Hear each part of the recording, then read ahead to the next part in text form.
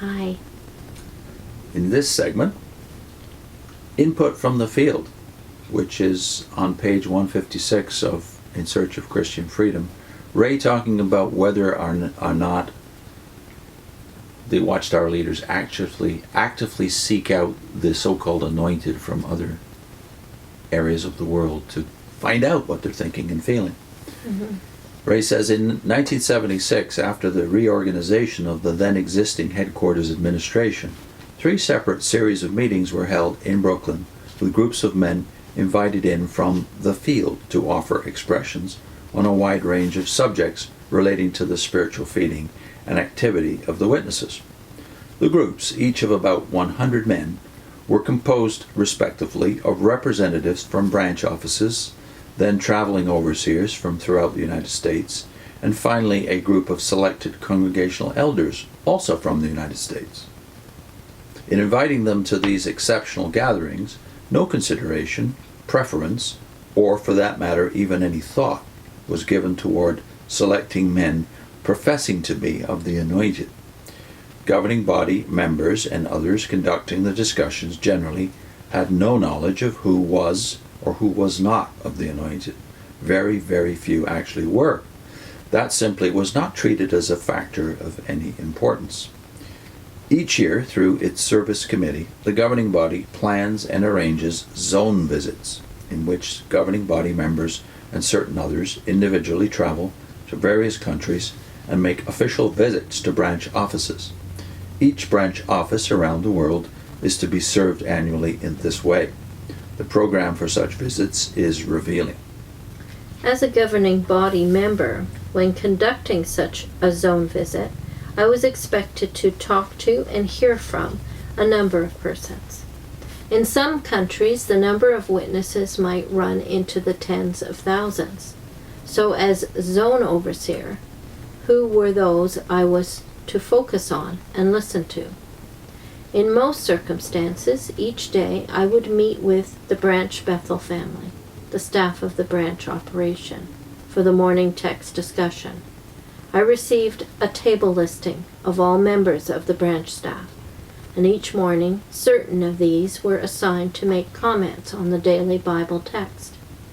In all this, however, no special attention was shown for those who might be of the anointed, hence members of the faithful and discreet slave class. If any of the staff or among those assigned to comment were of the anointed, this generally became known to me only incidentally, usually if someone in chance conversation happened to mention it. No information was supplied identifying such ones, and no provision was made for special discussion with anyone, because of that person's being of the anointed. During the visit, the program called for meeting with those having missionary status at a special meal, and before the meal I was to speak to these. Again, no special provision was made for any missionaries professing to be of the anointed to talk with me. At another meeting, I was to talk with 1 or 2 traveling overseers, circuit or district overseers, that is, selected by the branch committee. Rarely were any of these men of the anointed. The major meeting of the visit was that held with the branch committee itself, composed of anywhere from 3 to 7 men, and again, in most countries, that committee was formed entirely of men not of the anointed. Aside from a talk that might or might not be arranged for attendance by a general audience of witnesses, there was no other program for meeting or communication. As governing body member Milton Henschel regularly stressed, the zone visit was primarily to check on the functions of the branch office. The nature of the visit was of a business kind, basically organizational, administrative, and the work of the staff and the branch committee received most of the time and the attention of the visiting representative of the governing body.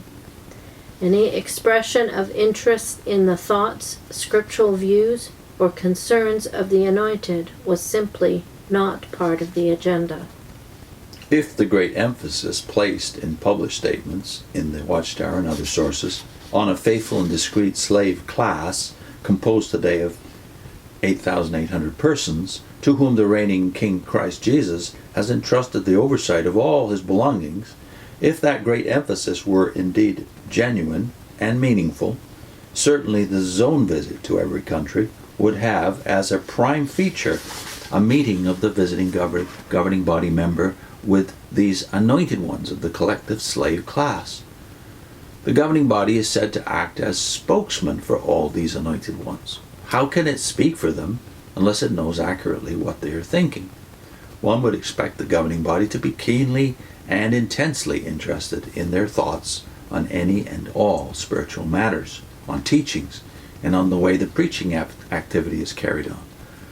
But what do we find?